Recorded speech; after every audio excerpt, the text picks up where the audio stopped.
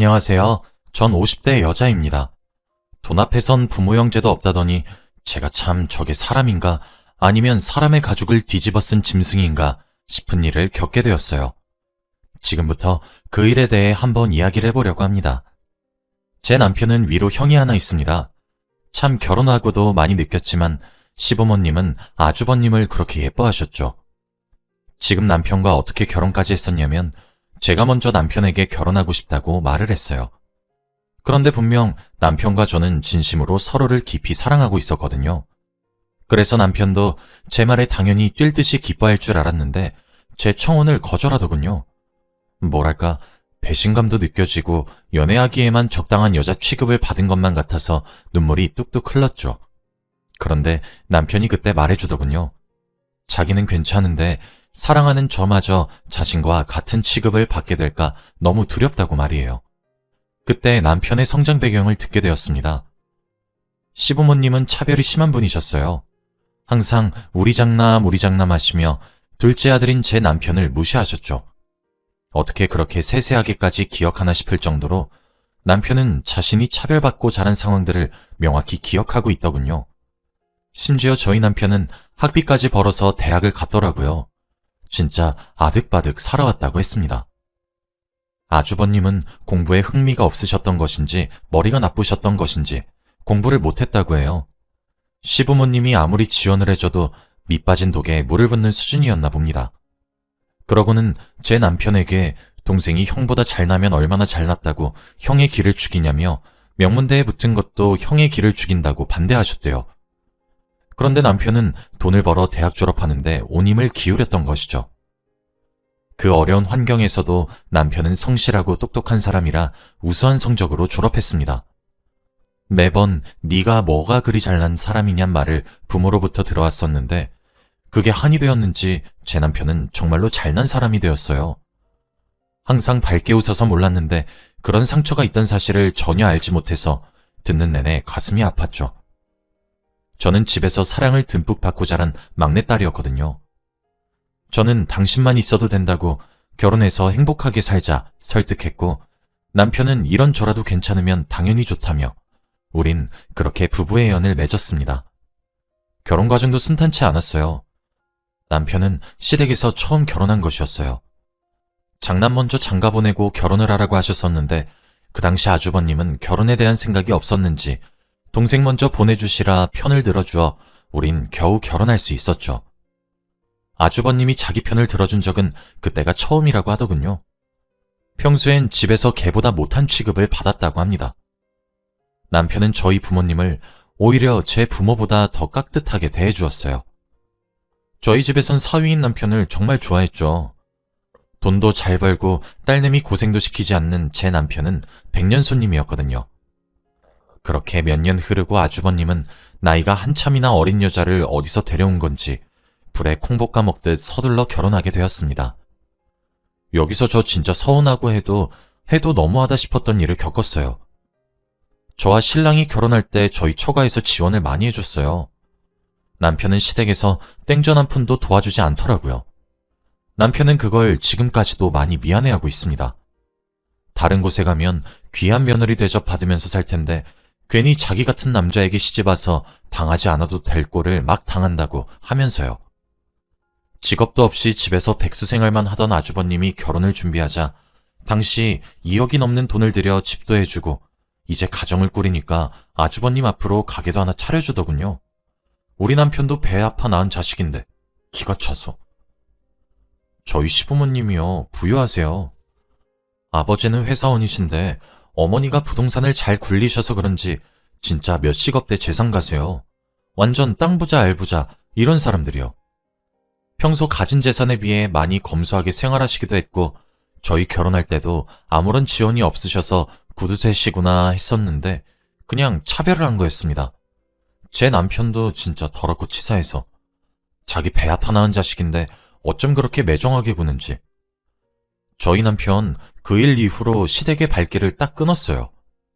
아주버님은 그런 지원을 당연하다는 듯이 받고 앉아있고 남사스럽게 사고쳐서 결혼하게 된 나이 어린 형님은 그런 아주버님을 믿고 제게 하대하며 반말을 찍찍 내뱉었거든요.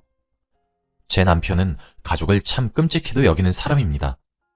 결국 아주버님네 부부의 어이가 없는 행동에 못 이겨 남편은 시댁의 발길을 끊겠다 선언했고 좋아하는 큰아들 품에 끼고 영원히 살라고 이제 없는 아들로 쳐달라고 부탁드리더군요. 사실 결혼 생활을 하면서 시부모님께 제가 잘하려고 노력을 참 많이 했는데도 잘 안 되었어요.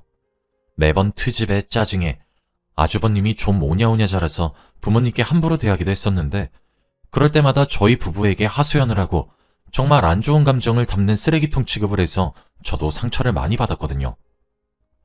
그렇게 선언을 한 이후 남편은 정말 시댁의 발길을 끊었고 정말 최소한의 연락만 주고받았습니다. 그 사이 우리 사이엔 예쁜 공주님 2명이 태어났죠. 남편과 저 둘 다 가지고 있는 직업이 괜찮았고 저희 친정도 여유가 있었던 집안이었기 때문에 우리 가족은 정말 저희 친정 식구들과만 교류하고 만남을 이어가며 잘 지내고 있었습니다. 우리 공주님들은 태어나고 나서 단 한 번도 할아버지 할머니를 본 적이 없어요.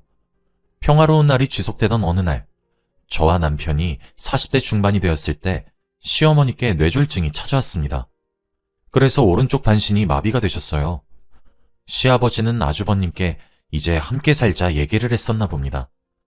당연히 부모로서 해준 것이 얼만데 하는 심정이셨겠죠. 그런데 아주버님께서는 와이프가 몸이 안 좋아서 지금 당장은 안 될 것 같다 하시며 거절하셨대요. 그래서 시아버지가 저희 부부에게 연락을 한 모양이더라고요. 솔직한 심정이야 저희가 부양을 하고 싶었겠습니까? 그것도 순수한 마음으로요.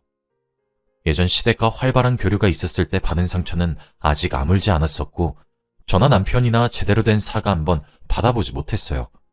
그런데 갑자기 와서 부양하라뇨. 그토록 뻔뻔할 수가 없더라고요. 남편도 이하동문이었습니다. 시아버지는 어쩔 수 없이 시어머니를 요양병원으로 보낼 수밖에 없으셨어요.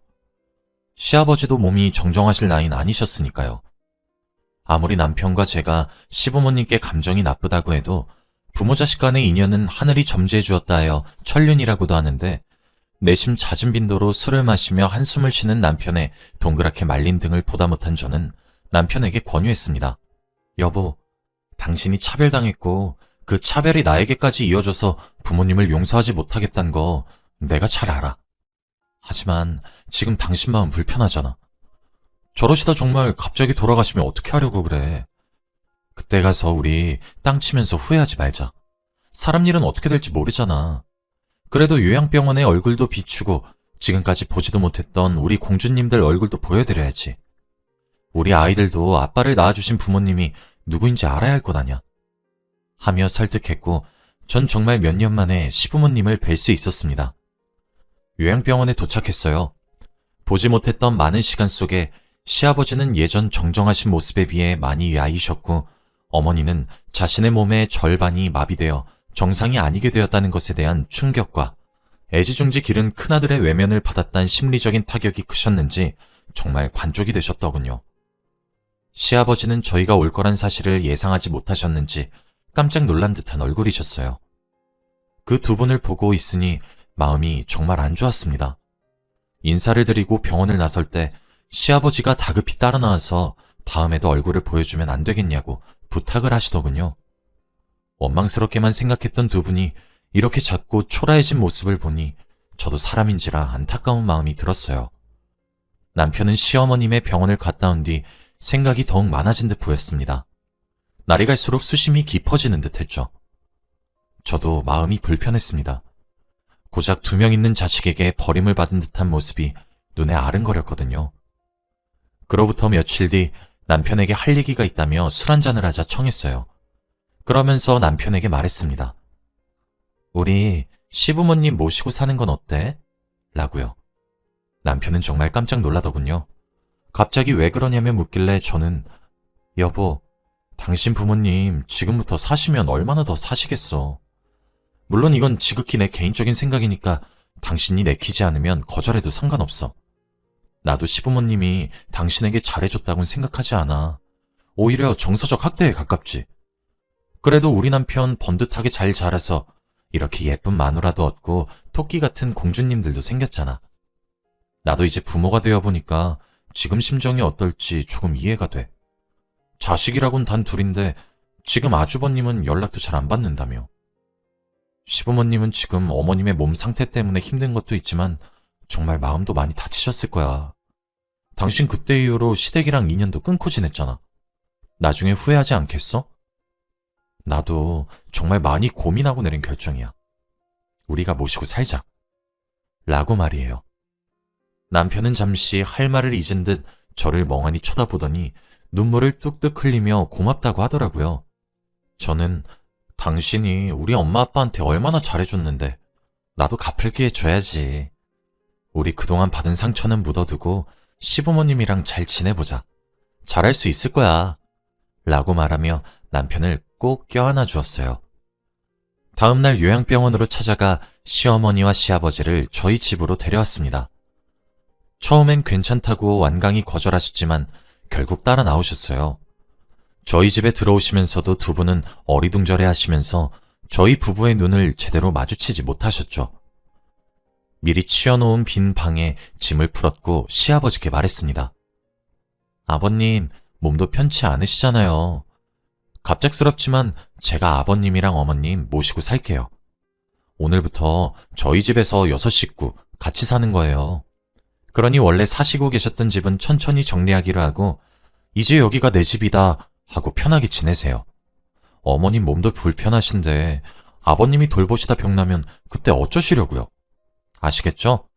더 이상 거절하지 마시고요. 라고요. 어머님은 뇌졸중으로 인해 말을 잃으셨지만 으어으어 하시며 우시는 것을 보니 고마워하는 듯 보였습니다. 시아버지는 저와 남편을 앞에 앉혀놓고 눈물을 흘리며 사죄하셨어요. 사실 그 정도 나이를 드셨고 가부장적이고 차별을 일삼았었던 부모라면 자식에게 고개 숙이는 일 자체가 엄청나게 힘드실 텐데 진심으로 사죄하시더군요. 미안해. 내가 너무 미안하다. 내가 그동안 네 엄마랑 같이 새아가랑 너에게 무슨 짓을 한 것인지 모르겠구나. 우리가 너무 멍청했어. 정말 미안하다. 정말 미안해. 하시며 미안하다는 말만 되풀이하셨죠. 아버님, 저희에게 많이 미안해하실 것 알고 있어요. 저희도 마음 상한 일이 많았기에 그 앙금은 너무 깊어서 아예 없던 일로 만들 순 없을 것 같아요. 하지만 묻어둘게요. 저는 우리 남편이 상처받았다는 이유로 나중에 후회를 할 수도 있는 일을 하는 것을 두고 보지 못할 뿐이에요. 저와 제 남편에게 많이 미안하시면 태어나서 이제 친할머니와 친할아버지의 존재를 알게 된 손녀들에게 사랑을 베풀어 주세요. 라고 달랜 뒤 남편과 시부모님 셋만 남겨놓고 먼저 방을 조용히 나갔습니다. 그렇게 저흰 급작스럽게 6식구가 되었어요. 저는 정말 순수한 호의로 시부모님을 모시고 사는 것이라 시부모님께 바라는 건 없었습니다. 그런데 아주버님은 정말 해도 해도 너무하시더군요. 뻔히 시부모님이 저희 집에 계신 것을 알면서도 코빼기도 비추지 않았어요. 가뭄에 콩이 나듯 찾아왔죠. 시부모님은 그래도 큰아들이라고 저희 눈치를 보실 필요도 없으신데도 눈치 보며 기다렸는데 와이프가 아프다, 아기가 아프다 하면서 해외로 여행이나 다니고 여행을 다녔으면 티라도 내질 말던가. 나이가 어려 철이 없는 형님은 떡하니 프로필 사진으로 해놓질 않나. 진짜 자식 농사를 어쩜 저렇게 지었을까 싶었어요. 아주버님이 찾아오셨을 땐 항상 시아버지께 돈을 달라 요구하기 위해 찾아왔습니다. 아니 시부모님이 가게도 차려줘, 집도 해줘. 뭐만 했다 하면 축하한다 하고 미리 현금이며 건물이며 중요한 재산이 얼만데. 그만큼이나 가져가 놓고도 모자란 건지 욕심이 많은 건지 나중엔 시부모님이 불쌍할 지경이더군요. 그런데 점점 시간이 갈수록 시부모님의 태도가 변하기 시작했습니다. 어느 순간 점차 저희에게 살갑다고 해야 하나 부드러워졌다고 해야 하나 태도가 변하시더라고요. 저희 딸들을 양손에 잡고 함께 놀이터도 가고 맛있는 것도 사 먹으러 가고 시어머님도 불편하신 몸으로 집안일도 조금씩 도와주고 저희 가족에게 잘해주시기 시작하셨고 그때부터 아주버님이랑 삐걱거리기 시작하셨죠. 시부모님은 아주버님께 이미 증여해버린 재산은 어쩔 수 없다지만 더 이상의 지원은 하지 않으시려 하셨어요. 그때마다 아주버님은 찾아왔고 시부모님 방에서 고상이 오가서 저희 부부가 몇 번이나 뜯어말리기 위해 들어가곤 했습니다. 아버님은 그런데도 불구하고 완강하게 지원해달라는 부탁을 거절하시더군요. 저희로서는 의아했죠. 시간이 흐르면 흐를수록 아주버님과의 관계는 파국으로 치닫았습니다. 옛날이라면 상상도 못할 그림이 되었죠. 그러면서 어느새 시부모님을 모시기 시작한 지 12년째가 되던 해, 시어머니가 급성 심근경색증에 의해 갑자기 돌아가시게 되었고, 시아버지도 수개월 이내에 시어머니를 따라가셨습니다. 생전에 금슬이 그렇게 좋으시더니 이내 따라가시더군요. 그런데 진짜 깜짝 놀랐던 것은 시부모님의 각종 보험들의 수익자를 제 남편으로 변경해 놓았더군요. 두 분 보험금을 합쳐서 15억 정도를 받게 되었습니다. 그리고 두 분께서 생전에 유산에 대해서도 변호사에게 미리 유언장을 적어 놓으셨더라고요. 유언장에는 가지고 있었던 10억 상당의 건물과 2억 상당의 땅과 3억가량의 현금을 오롯이 저희 부부에게 넘긴다고 적혀 있었죠. 그리고 저희 부부 앞으로 편지도 한 통 써놓으셨는데 그 편지 내용 속에는 아주버님이 성인이 되고 난 이후 결혼자금과 사업자금, 그리고 미리 증여한 건물들이 적혀 있었고 그 외에도 저흰 몰랐는데 아주버님이 그렇게 받은 재산을 담보로 대출을 받아 도박을 하다 빚을 지고 있었더군요. 그래서 현금으로 5억 정도 도와줬다며 총 20억 정도의 재산을 주었다는 내용이 적혀 있었습니다. 그러시며 자기들이 얼마나 어리석어 저와 남편에게 상처를 준 것을 이렇게나마 사과한다고도 쓰여 있었고, 그렇게 모질고 정없이 굴었는데도 불구하고 우리를 부양해 주어서 고맙다며 적혀 있었죠. 그리고 혹시 그러길 바라진 않지만 아주버님이 그때까지도 어리석게 재산을 요구하며 유산을 분할해달란 소송이 들어온다면 이 편지를 사용하라고 적혀 있더군요. 저희는 참 얼떨떨했습니다. 당연히 편지는 저희 부부 개인 앞으로 왔기 때문에 공개되지 않았으나 유언장이 공개되자 아주버님은 길길이 날뛰셨고 자기 몫을 내놓으라 악을 쓰기 시작했죠. 그리고 시부모님께선 바라시진 않았으나 예상하셨듯 저희가 받은 유산을 가져가기 위해 소송을 시작했어요. 아무리 돈 앞에 부모도 없고 형제도 없다지만 시부모님이 돌아가신 지 얼마나 지났다고 눈에 불을 켜고 돈돈돈 거리는지 진짜 기가 차서. 돌아가셔서 곁엔 없어졌지만 시부모님이 참으로 안타까웠습니다. 하늘에서 얼마나 가슴을 치실지 눈에 훤하더군요. 소송을 건 아주버님은 당연히 패소하셨습니다. 생전에 미리 증여해준 재산도 유산의 일부로 치부했고 미리 증여한 유산들도 증여하지 않았다면 시부모님이 들고 계셨을 재산이라 여겨 시세도 현재로 바뀌었거든요. 일단 이미 지난 시절 20억이란 큰돈을 주었기 때문에 시부모님의 재산의 50% 이상 가져갔다고 합니다. 그러므로 유언장에 나온 총 15억이란 유산은 올고지 저희의 소유로 인정받을 수 있게 되었어요. 그리고 시부모님의 보험금은 상속재산이 아닌 고유재산으로 보기 때문에 보험금 15억 또한 저희 몫의 재산이 되었습니다. 아주버님은 그 뒤로 태도를 바꾸어 도박빚을 갚아야 되니 돈을 빌려달라 사정하기 시작했어요. 그렇게 큰소리치며 핍박만 일삼던 아주버님이 납작 엎드려 비는 걸 보니 돈의 힘이 무섭긴 하더군요. 남편은 아주버님을 외면했어요. 아마 그게 남편이 할 수 있는 가장 큰 복수였던 것 같네요. 갑작스런 가족과의 이별과 갑자기 떨어진 엄청난 재산에 저희 눈은 휘둥그레졌고 아직까지도 실로 적응이 되질 않고 있어요. 남편은 이게 모두 제 덕이라고 하더군요. 평생 가슴 한켠에 원망과 미움의 덩어리를 가지고 살 뻔했었는데 제가 한 제안으로 인해 10년간 부모의 사랑이란 걸 받아보니 용서할 수 있었고 더 나아가 부모님을 진심으로 사랑할 수 있었다며 이 돈은 제 몫과 다름없다 말을 하며 제게 주었습니다. 저는 아직 얼떨떨합니다. 그저 사랑하는 사람이 커다란 슬픔에 빠지질 않길 바랬을 뿐인데 아직까지도 아주버님과 어린 형님은 머리를 숙이며 제게 돈을 빌려달라 간청하곤 해요. 물론 저도 남편과 똑같은 뜻을 가지고 있습니다. 시부모님을 모셨던 10년간 실시간으로 아주버님의 행동에 상처를 받으시던 모습을 봤더니 빌려주고 싶지도 더 이상 엮이고 싶지도 않아요. 갑자기 엄청나게 재산이 불어나게 되었지만 모든 슬픔과 아픔을 딛고 잘 살아보려고 합니다. 제 긴 이야기를 들어주셔서